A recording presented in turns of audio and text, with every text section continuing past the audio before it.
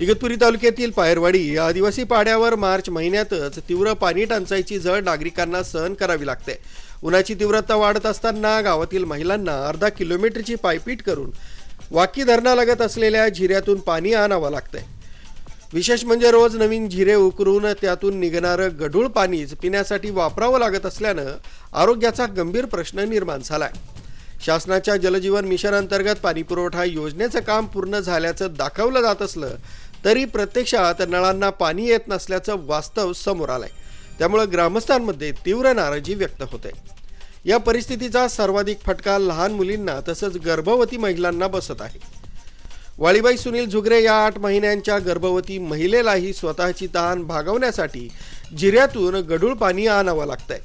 रणरणत्या उन्हात घरात मदतीला कोणी नसल्यानं त्यांना स्वतःच पाण्यासाठी जावं लागत असल्याचं विदारक चित्र समोर आलंय। ग्रामस्थांच्या मते जलजीवन मिशनच्या कामाचा दर्जा अत्यंत निकृष्ट असून संबंधित यंत्रणेनं याकडे दुर्लक्ष केल्याचा आरोप करण्यात येतोय। तातडीनं पाणी पुरवठा सुरळीत करण्याची मागणी नागरिकांनी केली, अन्यथा आंदोलनाचा इशाराही देण्यात आलाय। सुमित बोधक, news 7 Marathi, Igatpuri. News bureau, सक्षम पोलीस टाइम्स, न्यूज 112, इगतपुरी।